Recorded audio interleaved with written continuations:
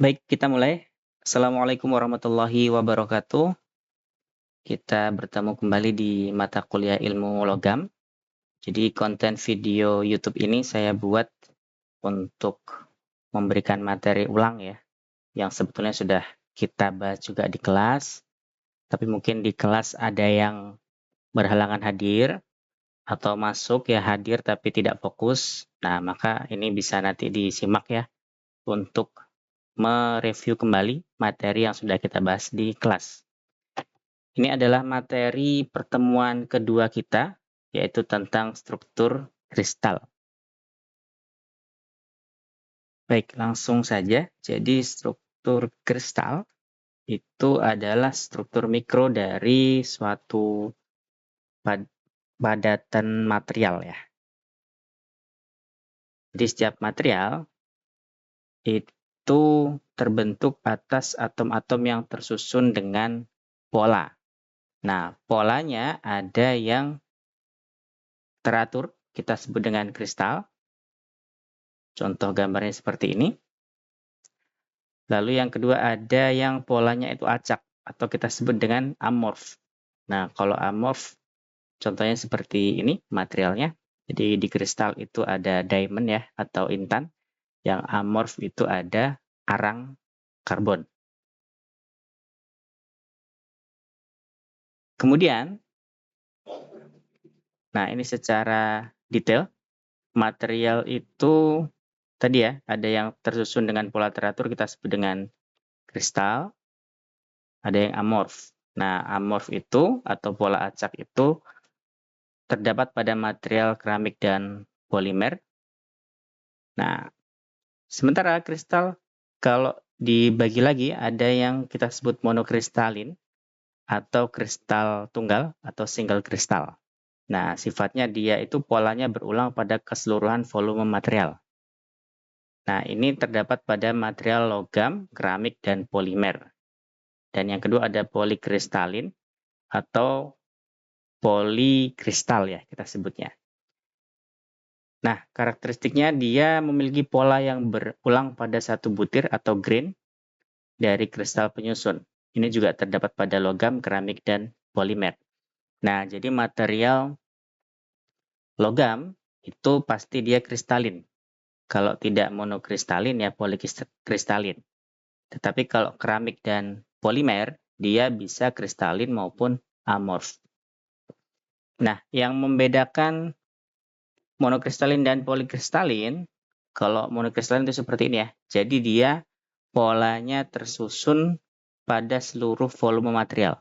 Atau kita sebut orientasinya sama dia, arahnya sama. Nah, kalau polikristalin, dia itu ada bagian-bagian yang polanya teratur di sini dan di sini, tetapi dia orientasinya berbeda. Ya, kita lihat nih susunannya agak menyamping ke sini ya, horizontal tapi agak miring diagonal. Nah, yang bawah ini teratur tapi dia lebih miring ya, lebih diagonal kita lihat. Sementara kalau pada pola amorf atau acak, dia jelas tidak teratur ya, acak-acakan. Nah, itulah bedanya material yang memiliki struktur kristal dan amorf. Selanjutnya, nah ini ada keterangan tambahan ya. Atom-atom pada material kristalin tersusun dengan pola teratur pada jarak yang panjang atau long range order. Nah, jadi kalau kita lihat sebetulnya pola amorf atau acak ini kalau kita lihat dalam skop yang kecil ya, bagian ini contohnya misalkan ini ada atom 1, 2, 3, 4. Ini kelihatannya teratur, tapi polanya tidak berulang pada jarak yang panjang, tapi hanya dua pola saja kalau kita bisa katakan di sini. Nah, sementara kalau di kristalin itu syaratnya dia harus polanya teratur dan pada jarak yang panjang atau long range order tadi ya. Sementara itu material monokristalin yang ini ya atau single kristal itu sulit ditemukan di alam karena membutuhkan kondisi lingkungan yang terkontrol. Jadi kalau di alam kita lebih mudah untuk menemukan material kristal yang jenisnya polikristalin.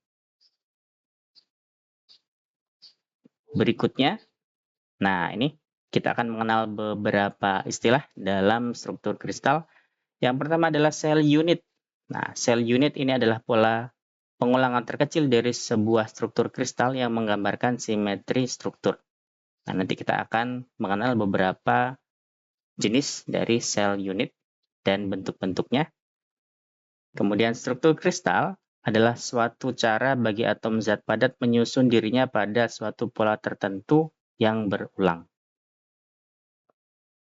Sementara kisi adalah susunan periodik atom di dalam kristal. Nah, kalau secara urutannya, nah dari bawah ini kita lihat yang membuat atom-atom itu bisa tersusun secara rapi atau teratur adalah gaya tarik atom. Nah, gaya tarik atom meningkat selama proses pembekuan atau solidifikasi. Jadi ketika misalkan atom suatu material logam itu dia dalam kondisi molten metal atau logam cair, nah dia gaya tarik antar atomnya masih rendah. Tetapi ketika dia didinginkan, dia mengalami proses solidifikasi atau pembekuan sehingga gaya tarik antar atomnya meningkat. Nah, itulah yang membuat nanti atom-atom itu akan saling merapatkan diri. Nah, menyusun dirinya dan kita sebut atomic self arrangement ya, atau susunan atom ya secara otomatis dia menghasilkan sel unit. Nah, sel unit itu gambarnya seperti yang ini. Nah, sel unit ini kalau berulang ada banyak ya. Dia akan membentuk kristal zat padat. Nah, kristal zat padat itu tersusun dari banyak unit sel atau sel unit. Lalu, kalau kristal zat padat ini ada banyak, maka nanti kita bisa sebut dia sebagai sistem kristal. Nah, sistem kristal inilah yang menentukan sifat dari zat padat tersebut. Baik itu sifat mekaniknya, sifat fisika, sifat kimiawinya, dan seterusnya. Nah, seorang engineer ketika dia mengetahui struktur kristal itu menentukan sifat dari zat padat, maka dia nanti harus bisa memodifikasi ya kristal zat padat itu supaya mendapatkan properties atau sifat dari zat padat sesuai dengan yang diinginkan. Nah, itulah nanti jadi dari belajar tentang gaya tarik atom ya, kemudian sel unit, nanti kita akan bisa untuk membuat rekayasa atau modifikasi sifat material berdasarkan kristal zat padatnya. Nah, kemudian struktur kristal logam. Nah, varian struktur kristal atau kisi Bravais itu ada banyak ya. Seperti ini. Berapa nih? 2, 4, 5, 6, 7, 8, 9, 10, 11, 12, 13, 14. Nah, jadi suatu padatan material itu dia bisa memiliki struktur kristal salah satu dari ke-14 ini. Nah, sementara kalau di logam yang paling banyak kita bisa temukan itu hanya 3 saja, yaitu FCC atau Face Center Cubic, yaitu kubus berpusat muka. Nah, di sini kita punya kubus. Kemudian di setiap muka atau di setiap sisi kubus itu di tengah-tengahnya terdapat satu atom seperti ini. Tentu juga di setiap sudutnya yang membentuk kubus ini. Lalu yang kedua, ada body center cubic atau kita sebut BCC. Nah, kalau BCC ini sama ya bentuknya kubik. Jadi setiap sudut kubus ini ada atom-atomnya. Lalu ada satu tambahan atom lagi di tengah-tengah atau di pusat kubusnya. Makanya namanya body center ya. Atau kubus berpusat badan. Dan yang ketiga ada hexagonal close pack atau HCP. Nah, kalau HCP itu bentuknya seperti ini. Dia Ini kalau kita sebut bangun prisma segi 6 ya. Prisma segi 6, lalu atom-atomnya berada di setiap sudut dari prisma segi 6 ini. Lalu ada tambahan di bagian atas dan bawahnya, dan di tengah ada 3. Nah, jadi kristal logam kemungkinan bentuknya ada 3 ini. Kalau nggak FCC, BCC ya, HCP. Nah, ini jenis-jenis atau struktur kristal dari beberapa logam ya. Ini dari buku Kalister. Contohnya misalkan aluminium, dia strukturnya FCC, kadmium HCP, kromium BCC, kobalt HCP, dan seterusnya. Ini ada besi iron ya, iron alpha atau besi alpha dia BCC. Nah, kalau besi itu untuk fase yang lain, ini kan fase alpha ya. Dia strukturnya BCC, tapi kalau fase yang lain, fase beta, fase gamma, nanti dia bisa berbeda, tidak BCC. Atomic radius atau jari-jari atom ini nanti berguna ketika kita menghitung density atau kepadatan. Nah, selanjutnya kita akan bicara tentang besaran-besaran pada struktur kristal. Nah, kalau di fisika besaran itu adalah entitas yang bisa diukur atau dihitung ya. Nah, nanti ada beberapa juga hal-hal yang perlu kita ketahui nilainya, kita ukur atau kita hitung pada struktur kristal. Yang pertama adalah bilangan efektif. Bilangan efektif itu adalah jumlah atom dalam satu unit sel.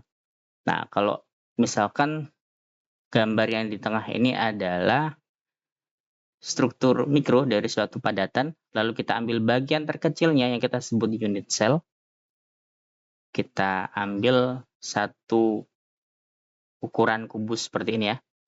Nah, satu ukuran kubus itu terdapat berapa atom. Nah, itu yang disebut dengan bilangan efektif atau jumlah atom dalam satu unit sel. Yang kedua, bilangan koordinasi, yaitu jumlah atom tetangga yang berikatan dengan atom pusat. Kalau disebut tetangga, pastinya yang paling dekat dengan atom pusatnya.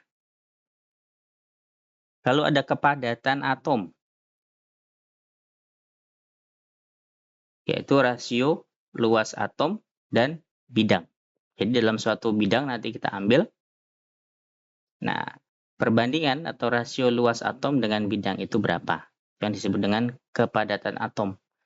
Lalu yang keempat ada dimensi sel unit, yaitu ukuran sel unit yang meliputi panjang, lebar, dan tinggi dari unit sel. Selanjutnya ada atomic packing factor atau APF, yaitu rasio atau perbandingan volume atom dan volume satu unit sel. Ini kalau yang kepadatan atom tadi, dia perbandingan luas atom dan bidang. Sementara kalau APF itu perbandingan volume atom dan volume satu unit sel atau sel unit.